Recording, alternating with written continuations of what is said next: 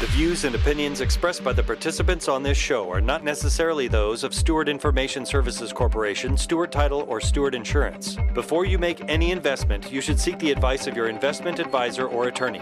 Whether you're a real estate broker, realtor, homeowner, buyer, or seller, everything matters when it comes to real estate. This is Real Estate Matters with Stewart Title. Stewart Title's Bill Napick and guests open the door to what really matters in owning, buying, and selling real estate. And now, Real Estate Matters with Stewart Title, brought to you by Stewart Insurance.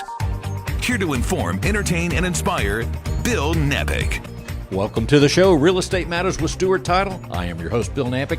Thank you for joining us on a special edition as we are on location at Stewart Title right here in Houston, Texas, at our corporate office with the one and only Dr. Ted C. Jones, our chief economist at Stewart Title now for over 2 decades. And as I like to say, he is the eighth wonder of the real estate world. So an extended time with Dr. Jones. Ted, welcome to the show. It's an honor to be back. It's always good. And, I'm so blessed to work for Stewart Title for over 23 years now. I love what I do.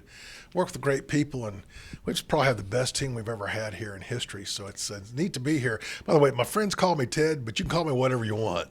Ted, and you are right. Our team at this point in time, I believe it is optimized more than I've ever seen. So it's very exciting to be a part of the company at this time as well. In fact, we had in the first 6 months this year, the best first 6 months in the history of Stewart, 127-year history. We had better financial performance any time in history, and that's in difficult times when we saw housing sales crumble for months and everything else like that. So great news. That is great news. And also, as a reminder for those that don't know, we are over 125, 127 years old. I'll remind people, or at least tell them for the first time, we started in Galveston, Texas, about 127 years ago. And a Fortune 1000 company member, so it's quite an organization. It's neat to be part of the team. Well, first, Ted, as 2020, we couldn't have imagined what kind of year it was. We've seen your presentations at the beginning of the year talking about how the beat goes on. But here we are, so many changes.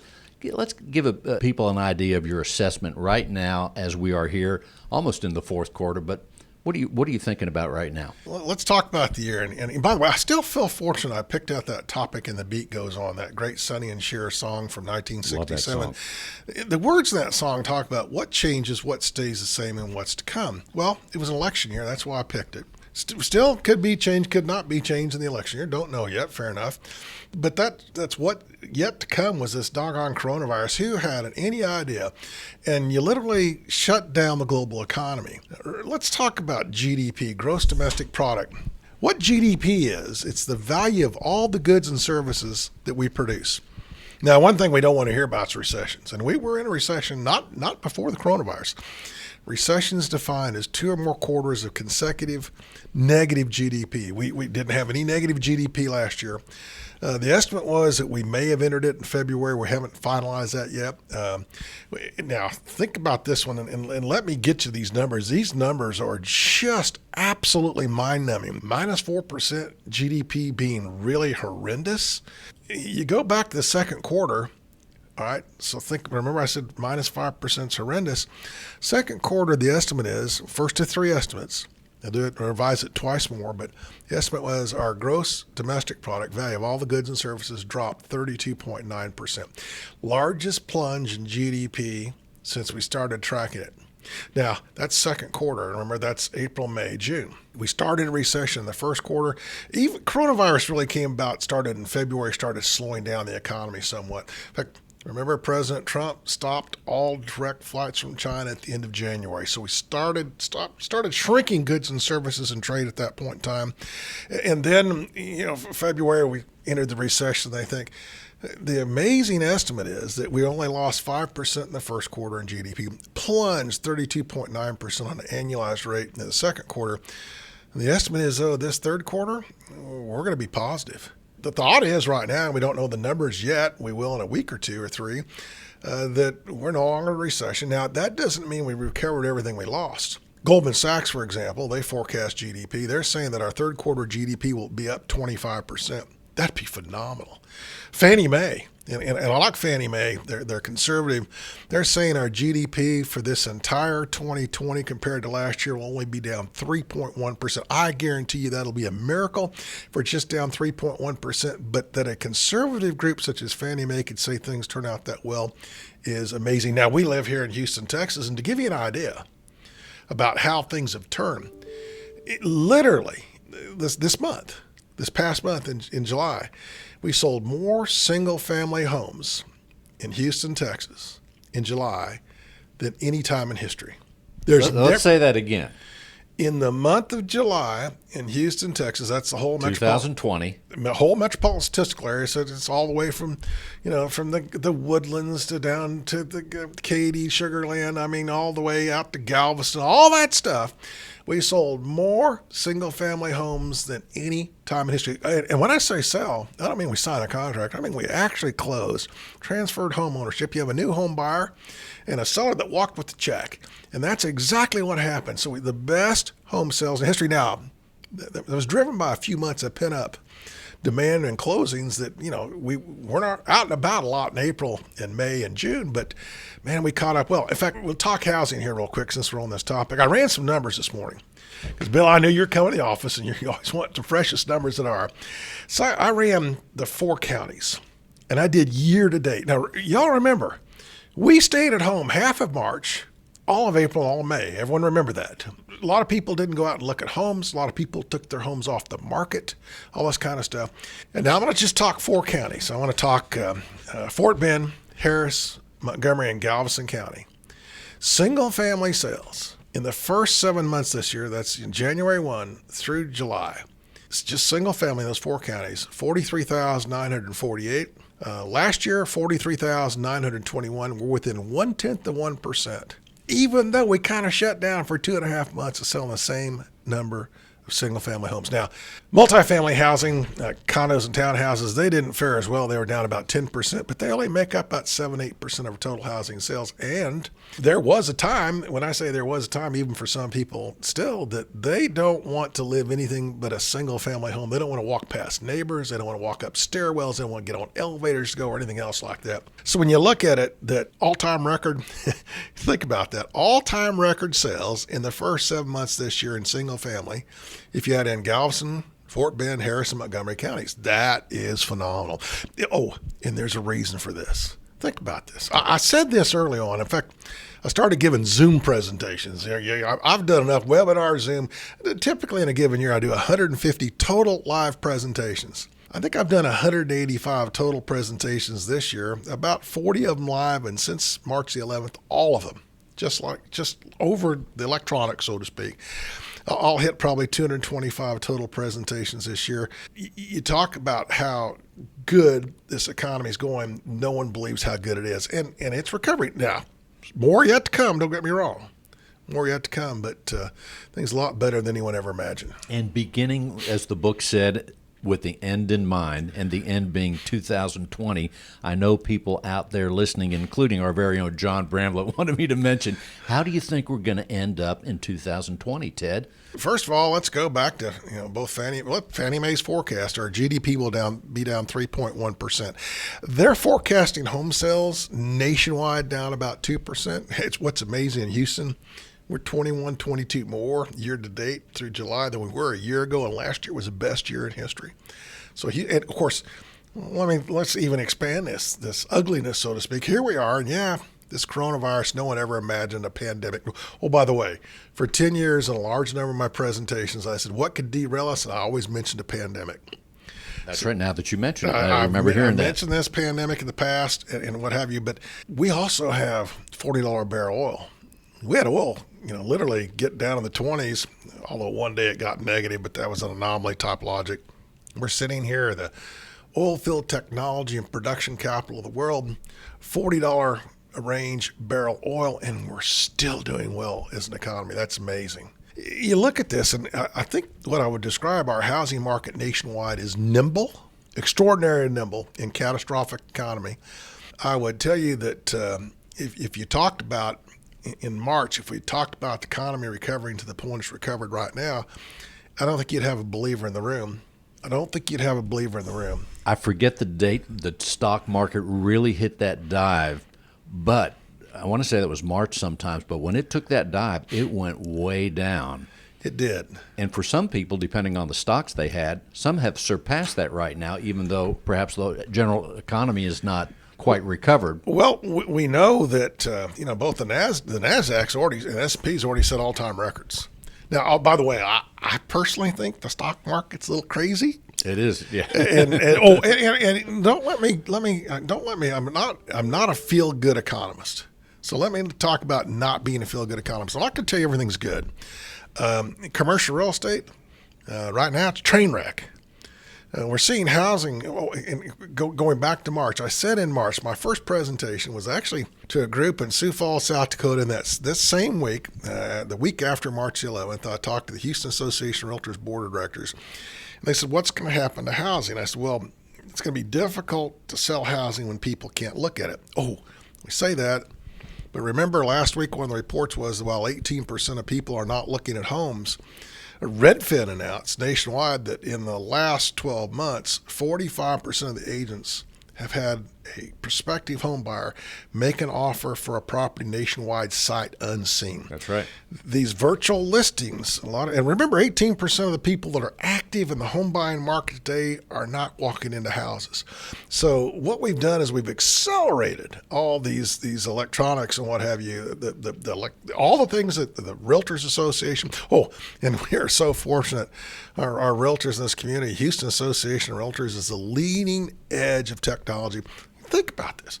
First local association in the country that put a consumer-facing website, HAR.com, and they've done nothing but grow on this. And as a result, I think that our local realtors, members, have benefited, but part of that is pay off on their own investment.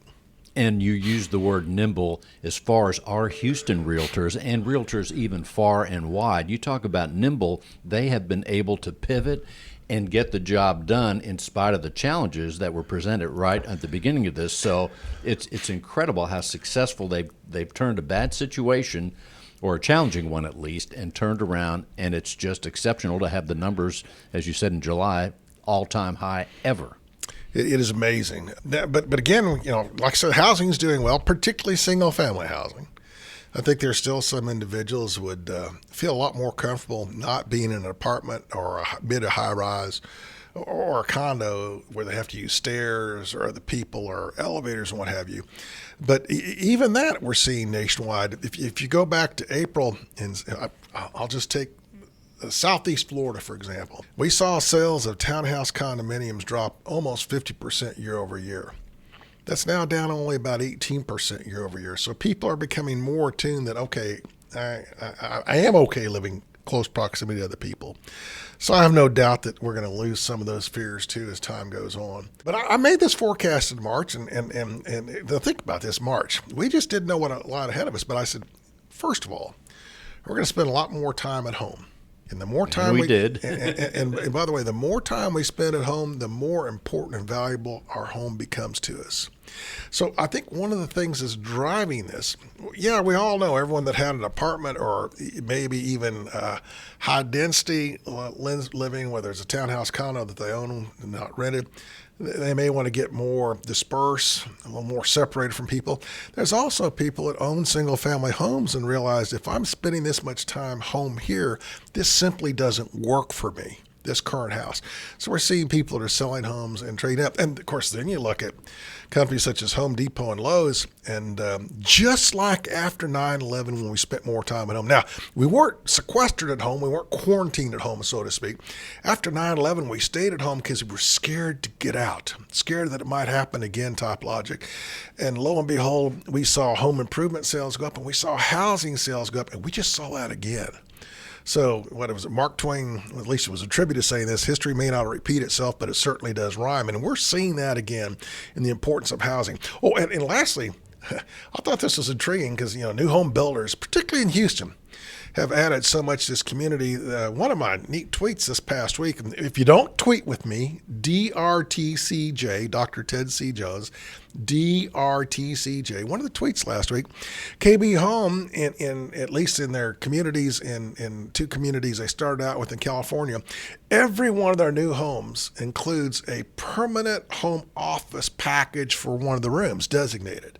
All built in, extra electronics, desks, all that kind of stuff. I'm curious how much more, and I want to ask my realtors this in Houston, how much more is a home worth that has a really good home office? And I know today it's worth more than it was 6 months ago. Very powerful to have that feature.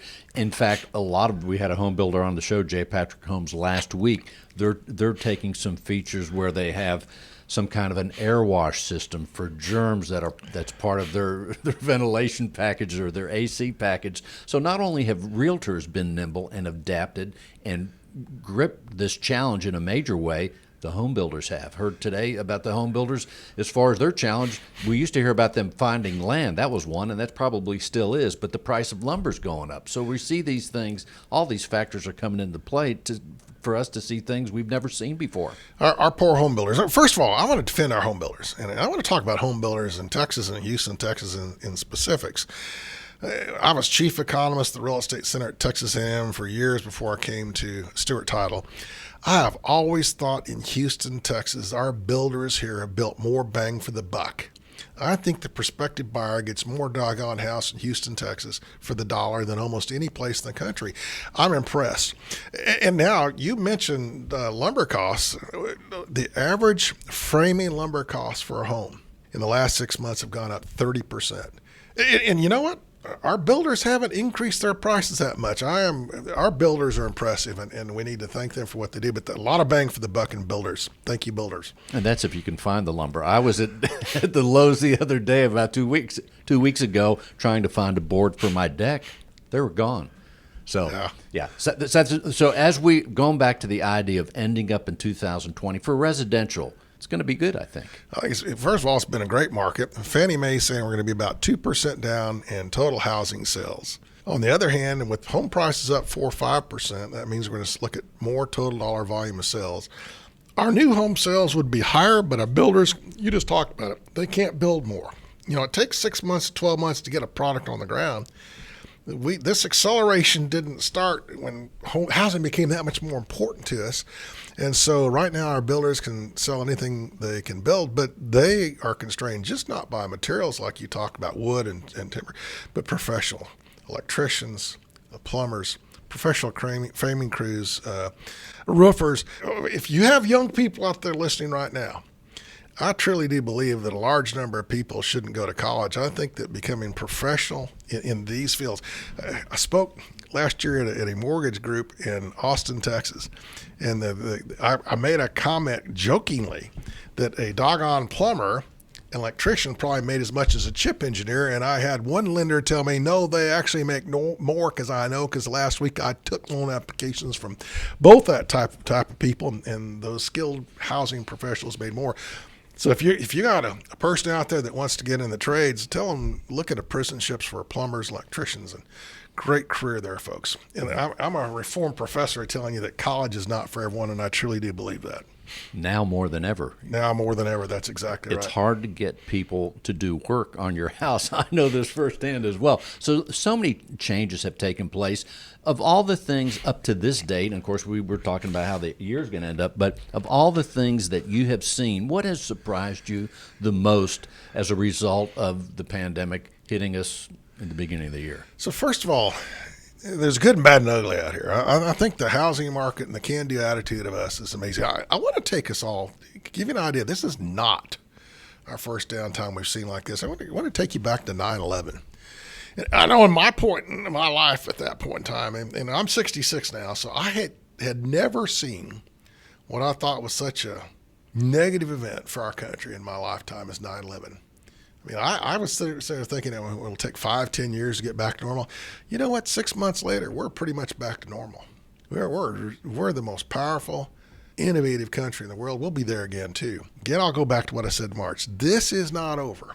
until you can walk on a crowded elevator, sit on a sold-out airplane, or go to a Texas Aggie football game and not be concerned. So that means you either have to have a vaccine or a therapeutic. On the other hand, I said in March the 12th, first time I said it, even though this won't be over by the 4th of July, and we've already passed the 4th of July, when it comes to 4th of July, we'll be sitting on the balcony in the deck, at the pool, in the backyard, on the ranch, at the beach, having a couple cold ones, feeling a lot better about it. And that's exactly what we did. We don't have a vaccine or a therapeutic yet. Therapeutic simply means if you get it, you're not going to die. We don't have that yet, but there's a lot of hope out there, and there's a lot of initiative behind it. And I think it's quite amazing how resilient and how few people have actually had this, if it's this contagious and what have you. Now, this hit home early in my own family. I had one son-in-law and one granddaughter. It was 6. They lived in the Pacific Northwest. They had it in March. Granddaughter was over it in about 4, 5, 6 days. Son-in-law took him about a month to get past this, but he was 40. I can only imagine what to do a 66-year-old like me. But I've had some friends who are 67 and 68. One of them said that he had it one day, a fever and chills. The other one said he felt like he had the flu for a week. And folks, it's not devastating to everyone, but it can be to others. So we indeed have to take care of this. And I think the answer there is it depends. But I do have to go back to 9/11 and just share my own little story. The night 9/10. That Monday, I was flying into Newark, and I went to my hotel in Princeton, New Jersey. And as I got upgraded to first class, by the way, as I'm flying to New York City or to Newark, I looked at the skyline as I always would, so beautiful, breathtaking. And I looked at those Twin Towers. I said, wow, look at that. Little did we know, or did I know. But anyway, the point is, staying in Princeton when it happened that next day, which was a Tuesday, I would take my morning walk, and you talk about a lockdown. We didn't know how planes weren't flying, but I took my morning walk with my buddy. Almost the next day, if not the day after, there were already dump trucks going into the city to clean it up. They jumped on it right away, and throughout the week, those dump trucks on Route 1 were taking and cleaning up New York City that quick. You talk about a quick rebound. So anyway. It's amazing, without question. I agree with that. Trends. So trends, real estate trends. Our trends are we just don't need as many offices as we used to have. That's right. That's trend number one. Trend number 2, we need, and we'll come back to each of these. Trend number 2, we need more industrial buildings. That's right. So let me just do this. We're sitting in Ted's office here, Post Oak in the Galleria area. Stewart rents several floors in this building. It's about 15,000 square feet per floor. Today, not counting you, I think there's 3 of us on this floor. So we're 3 of us on one floor. 15,000 square feet. There you go. So I think we're good on social distancing, if you know what I mean. Exactly. But on the other hand, our company's up and running 100%. In fact, we're running 110% because real estate activity nationwide has been so doggone good, particularly on housing and refinance activity. We need to be sure and talk about refinance. So what we've learned is that we just don't need the office space that we once had to be as productive as we are. We talk about reinventing on the fly. The United States has done that without question. In fact, there's one group called CoreNet Global. It's a trade association of people in commercial real estate. It could be lenders or developers or appraisers or title people or investors, all that kind of property managers. Their latest survey found that they think about 51% of their own firms will reduce their real estate footprint in office buildings. There's another survey done of top CFOs around the country. The CFO said they're going to bring about 74% fewer people to the office on any given day, though that's a massive thing. And then just this week alone, BP, globally, BP employs about 70,000 people. BP is looking at reducing their office real estate footprint. They're kind of trending towards probably a 50% reduction. And what they're going to do is, as leases come up, they just won't renew them. They'll do more work from home type stuff. But the article did add about BP that they could technically probably reduce their office space usage by 75% and still be just as productive. So what's going to change, what's not going to change, and what yet's to come, this thing is going to change is our demand for commercial real estate. So there's our office situation. We're just not going to use much. Now let's talk about industrial properties. When I was speaking earlier this past week to Florida Realtors Association group, and it was a Zoom thing, but I could see everyone on the line. It was kind of fun to at least get a little bit of feedback like that. And I said, how many of y'all have not stepped foot into a store since March, and it dumbfounded me. One person said that other than curbside pickup or front door grocery delivery, they hadn't been out of their home since March. And then several people claim the same thing. And so you started thinking, okay, you still got to eat, you still have to have groceries, you still got to have everything from toilet paper to toothpaste. And lo and behold, think about this. Everything that you buy that wasn't curbside pickup probably came from an industrial facility. It's Amazon. You don't have to walk into a retail storefront to get it. It comes out of an industrial facility in a not so nice part of town, but a great efficient place to get it to you, and it gets delivered to you. And that's all industrial real estate. Industrial real estate includes these great big storage, refrigerated warehouses and everything else. And lo and behold, we're seeing the demand for industrial real estate increase. And very fortunately, in Houston, Texas, industrial real estate, just like most of the rest of the country, as far as commercial real estate, it's probably our best market out there today. And we are talking with Dr. Ted C. Jones, our chief economist at Stewart Title. We're in his office. We have so much more to talk about. We're going to take a short break and come back with more with Dr. Jones and Real Estate Matters with Stewart Title. Stay with us, please.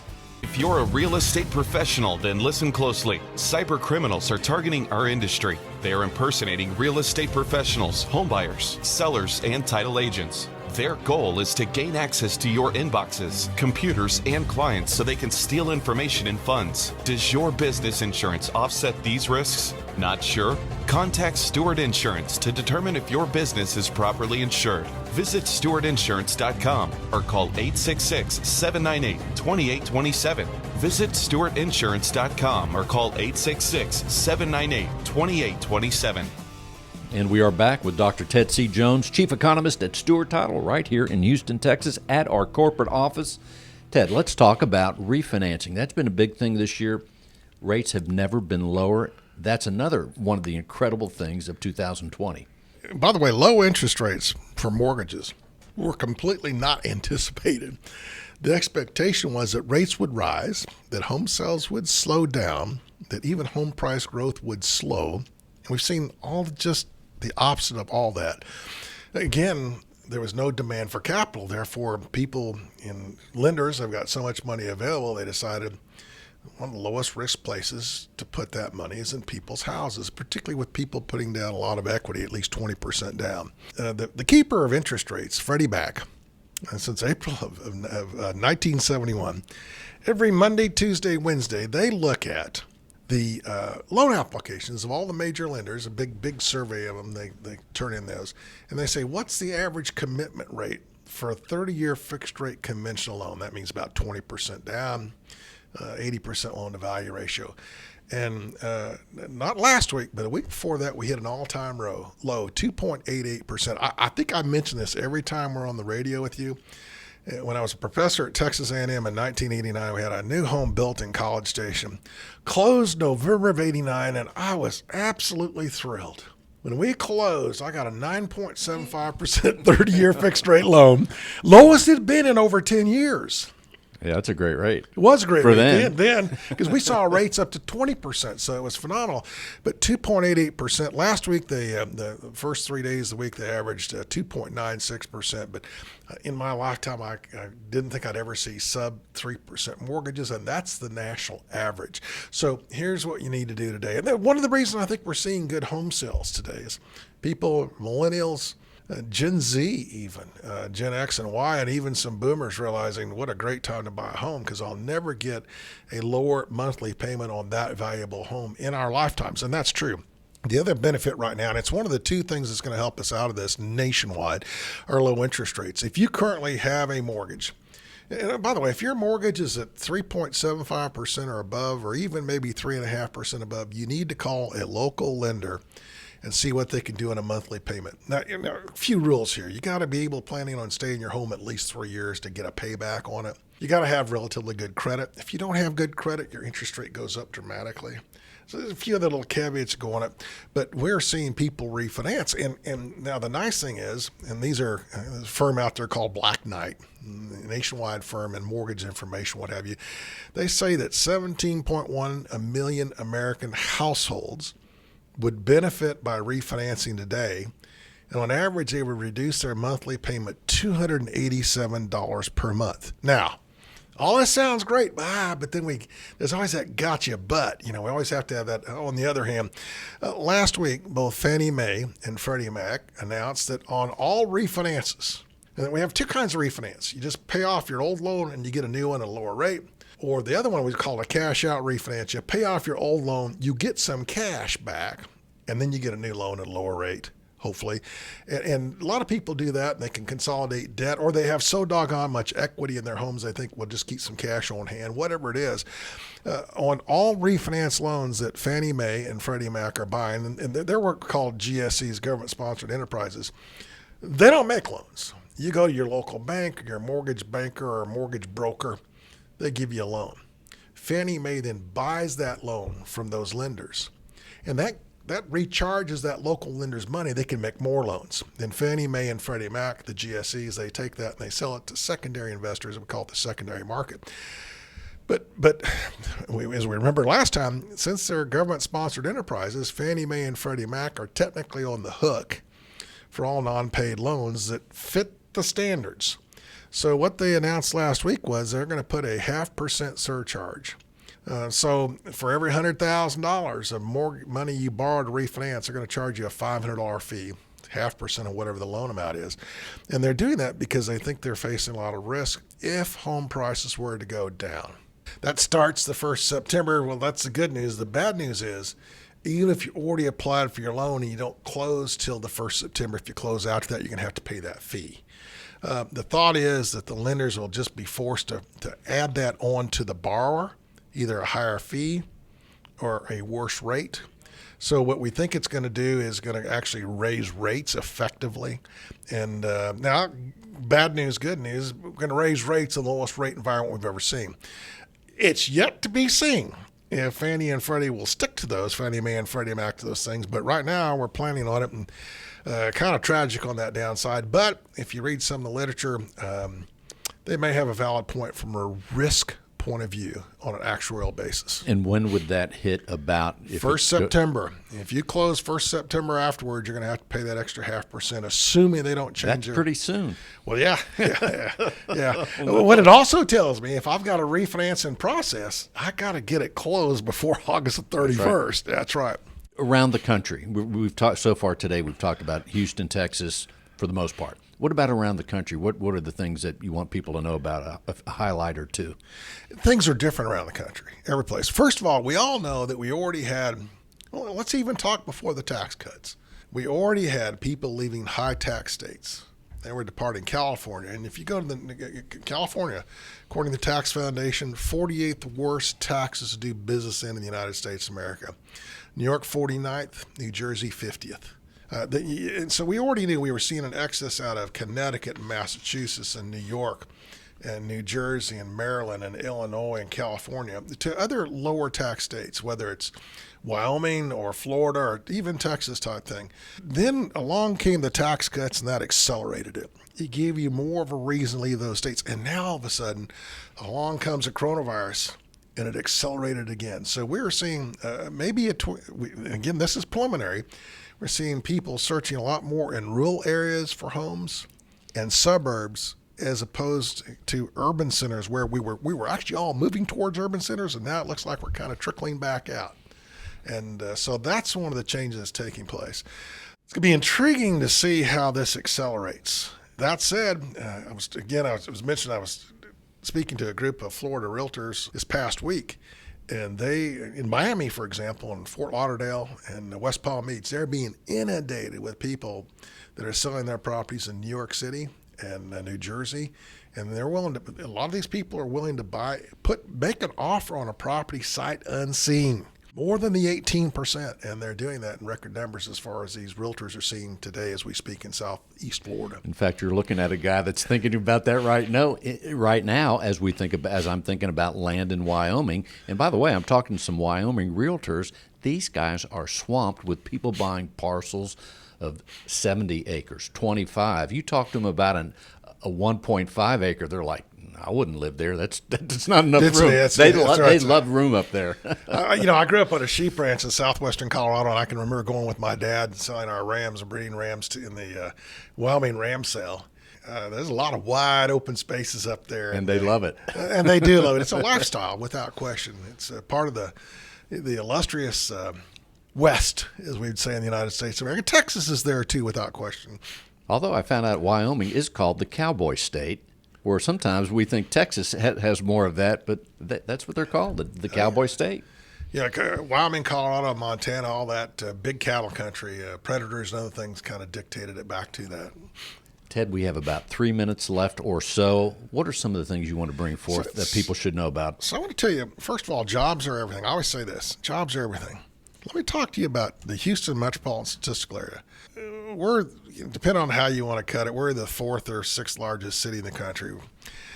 In this downturn, February to the trough, February this year, pre-coronavirus to trough, we lost 11.3% of our jobs. Guys, that's phenomenal. Let me put this in perspective. Michigan lost 23.8% of their jobs. We lost 11.3% in Houston, Texas. Vermont lost 21.7%. Nevada and Hawaii lost 1 out of 5 jobs. We lost 1 out of 10. Well, and more important than that, we've already, through the end of June, we've already recovered 31.7% of those jobs back. That's really good. For example, Dallas-Fort Worth, they'd only recovered, they'd lost jobs recovered. They did 42.2%. They were better than us. But there was no one ahead of us. Look at Washington, D.C., Arlington, Alexandria, Virginia. Only 13.3% of their lost jobs recovered. For a large metropolitan statistical area, A, we didn't lose as many jobs, and B, we've brought a third of those back already. We're on the track to recovery. That said, I'm afraid it's going to be a while because I look at companies like American Airlines, United Airlines, and others. I'm afraid it's going to be a long time until we, maybe 2-3 years until we get back to the capacity and demand of those systems. And lastly, I want to tell y'all, if you've got a favorite local restaurant, you better go there tonight and eat. The Independent Restaurant Coalition, get this one. They said that up to 70% of independent restaurants would fail. Independent restaurants make up 85% of all restaurants. That means 6 out of every 10 restaurants in the U.S. may fail, not even counting franchise and chains. We got to keep these people in business, folks. That's right. They have been hit very hard this year where others have prospered. So I agree. And I'll be going to my restaurant tonight, by the way, Ted. I'm proud of you. I'll be doing my part as I always do. So about 2 minutes left, Ted. Next year at this time, it was done, when we were talking about interest rates, I thought, if we're sitting here again next year, I wonder what the rate will be. Well, let me tell you, Fannie Mae is good. August 2021. So Fannie Mae says that the average mortgage rates this year will be 3.2%, 30-year fixed-rate mortgages for the year, and they're saying next year will be 2.8% average. So Fannie Mae is saying that on average next year will be lower than this year. Now, the mortgage banker says just the opposite, but since Doug Duncan at Fannie Mae, their chief economist, seems to always win the interest rate forecasting contest, my money's on Doug. Rates going down. At least mid-year, I think we're going to be looking at phenomenal mortgage rates. But don't hesitate. Get out there and refinance as quick as you can. There you go, because you never know. We're talking with our chief economist at Stewart Title, Dr. Ted C. Jones, right here in Houston, Texas. Ted, people want to follow you. You have a lot of followers on Twitter, but also you have top 10 lists and things like that. Let's give everybody the coordinates so that they can find out the information that you put forth all the time, all week long, in fact. You know, I have a blog. If you go to blog.stewart.com, blog.stewart.com, or you just Google Jones on Real Estate. It'll take you to the Stewart official blog. And I do tweet. I do about 10 blogs a month, depending on the month. My Twitter account, I try to do 50 to 100 a month. They're all about real estate and the economy, and they're not boring. At least I don't think they are, but maybe, here I am, an economist telling you that. Years ago, I will never forget, they said, why do people become economists? And the answer is because they don't have enough personality to become CPAs. And that ought to scare us both, yeah. Well, I will tell you this. You are the chief economist, but also one of the most sought after and most enjoyable. I'll say that because I've been in the audience many times. Realtors here in Houston and beyond love to hear what you have to say. In fact, one of the first things when the pandemic hit, everyone's like, well, what's Ted saying? What's going to happen? Let's contact him. So you remember that. You were pulled in every direction when these uncertainties hit us. So once again, Jones on Real Estate. They can Google that. Go to our Stewart website, stewart.com. You can find out more about Dr. Ted C. Jones, the things he's doing, and the things that you're thinking about. And thank you, Ted, for being on the show. We appreciate it. My pleasure. Honored to be here, Bill, and I really enjoy your show. I hope you know that. Thank you so much. Sincerely. And like we started out, Stewart Title, I am so happy to be at Stewart Title. I'm not here 20 years, but I'm about a week away from my 7th year anniversary. So it's a great company, and it is optimized now more than ever. That's a good place for people to close their real estate transaction, I right, agree. Ted? One of the best there is, folks. I have to tell you this. I always say this about airlines that I fly, and I used to live on airlines, so to speak, until 6 months ago. Every airline flies the same make of airplane. It's the people that make a difference, and I tell you, our people at Stewart Title make a difference. I can declare that honestly. There you go. Thank you so much, Dr. Ted C. Jones. Thank you, Ted. Pleasure. Real Estate Matters would not be possible without our partner, Stewart Insurance. With a focus in real estate and a special focus on real estate brokers, Stewart Insurance creates insurance plans to address the risk facing our industry today. Once again, here he is with Stewart Insurance, John Bramlett. Welcome to the show, John. Always a pleasure to be with you, Bill. Yes, indeed. What a show we have today. It's been awesome. Let's tell people, regular listeners know that you bring forth every week something that's important, topics about insurance. So if someone's just joining us right now, they're going to be treated to some insurance talk, the best it can get. The best that they can get, That's yes. right. We've been talking about, lately about policies and things to consider and ways that you might be able to minimize your risk as a firm. But we've also talked about, wanting our real estate broker partners to, spend some time with their policy so that they understand it. But part of that would be understanding what they're seeing and understanding what they're reading. So what I'd like to talk about today, Bill, are some terms that they'll see in their business insurance policies and what they mean. That is a good point. It'd be nice to know what we're reading, right? Absolutely. So at least it gives you a feel for what you're looking at, or if you're speaking with your insurance advisor and they mention these terms, you have an understanding of what they're speaking about. So the first one to cover today is insuring agreement. And the insuring agreement describes what the plan covers and perils that the policy insures against. And as we've said in the past, a peril is simply a cause of loss. And that's what an insurance examiner, an adjuster is going to look for when they come out on a case. They're going to look for what was the cause of the loss. So the first one was insuring agreement. Then we want to take a look at an endorsement. And an endorsement is a document that's attached to an insurance policy in some way that announces a change. And generally, an endorsement can be something that's added to or clarified on a policy. The antithesis of the endorsement would be an exclusion. And it's the section of an insurance policy that lists property, perils, persons, or situations that are not covered under the plan. So the exclusions will tell you what's not covered. The endorsements will tell you what would be added to that. You'll see a liability limit, or sometimes a policy limit, maybe the term aggregate with it. But the liability limit is the maximum amount the insurance coverage will pay for a particular loss or losses sustained during a period of time. So if you see, for example, on an errors and omissions policy, you might see 1 million, 1 million, or 1 million, 2 million. So a 1 million, 1 million would be $1 million is the liability limit per loss or per situation occurrence. And then the second 1 million would be that policy for that period of time covers a total of $1 million. So that would be the aggregate. So you would have up to 1 million per issue, up to 1 million per policy. If you did a 1 million, 2 million, you would have 1 million up to $1 million in coverage per instant, and then 2 million for total life of the policy. So that's what you see if you see a liability limit.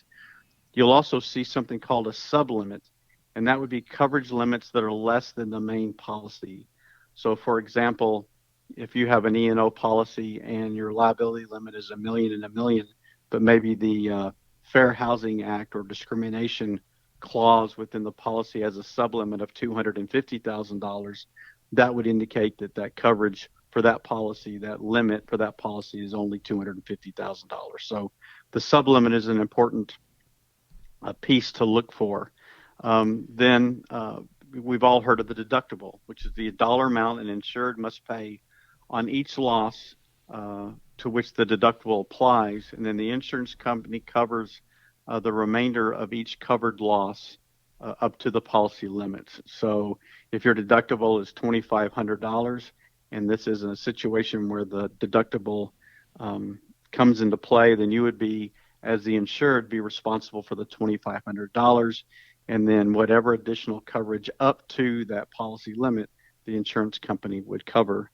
And then the final one today that we wanted to cover was premium, and that's the amount an insured pays the insurance company for the plan. So you might see, again, using an errors and omissions as an example, you might have a million with $2,500 deductible and $1,000 premium. So that's what you would pay up front for your coverage. In many cases, if you would like, there are options to have that premium paid out through a finance agreement. And I'm going to guess that the two terms you just mentioned, premium and deductible, are the most understood of the many terms that are in the insurance terminology dictionary. And as you say, they go hand in hand. Lower premium, higher deductible, right? It can not always, but generally speaking, that if again, it goes back to what we've talked about many times, is how much responsibility do you want to take on, and how much responsibility do you want to place on the insurance company? If you want to take on more responsibility but still would like to have coverage, then, as you pointed out, Bill, one thing you could take a look at would be a higher deductible. So that means you would pay more for an instance before the insurance company would be involved.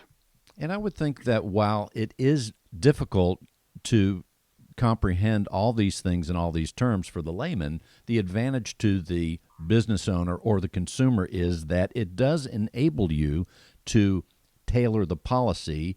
Certainly when people consult one of your associates, you are helping people every day tailor that policy so they are, and we use the term all the time when we talk, and that's properly insured. And I think, and I hope that when we talk about that phrase, properly insured, that catches on with people, because then they know to balance the risk, how much they want to spend, can afford to spend, how much works for them, and they can do so certainly by talking to someone at Stewart Insurance just to be properly insured. And the other encouraging thing is that your people will walk someone through what the terms are, what they mean, and when it's finished, when someone makes their selection, as I have, I know the nice thing, I walk away knowing, or it might be a phone call with an associate at Stewart Insurance. I leave that call after I've selected my insurance knowing that, okay, now I actually know what I have in my insurance policy because I took the time to ask the questions, and sometimes your people will answer questions I didn't even know to ask.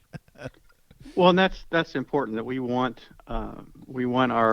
our partners to be confident in their decision, and that's really the critical element. And that could be that they have the minimum coverage because that's all that they need, or it could be that they're fully covered. But again, it's investing the time with your insurance provider, hopefully with Stewart Insurance, so we can walk through these different elements of the policy. And the other thing is critical is that if you're working on a errors and omissions policy, or if you're working on a cyber liability policy or general liability, let's make sure that it's a policy that's written for and takes into consideration all the things that a real estate broker does. And that's one of the benefits and the beauties of Stewart Insurance, is that we strive to be the insurance source for real estate.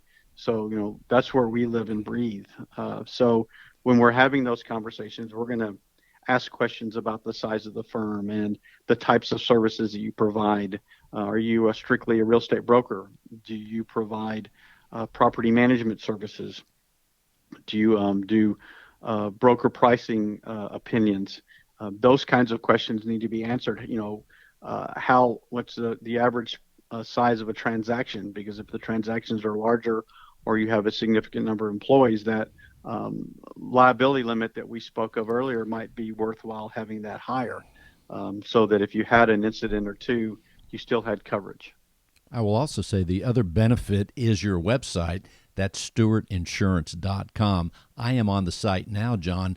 It is so clean and easy to navigate. I like the part where we have the home, as far as the home of the website. Then you have insurance plans nicely designated where someone could go right away. Are they looking for the business insurance or personal insurance? Under business insurance, there are 9 categories there that people can simply click on. Professional liability, it gives you a definition. Cyber liability, we click on that box, it gives you a definition, and it also shows in a very nice, clean way the menu that you offer. Now, clicking on, as people may be doing that virtually with me as I describe it, personal insurance, once again, 9 categories, all the way from home, renters, umbrella, watercraft, wind, auto, flood.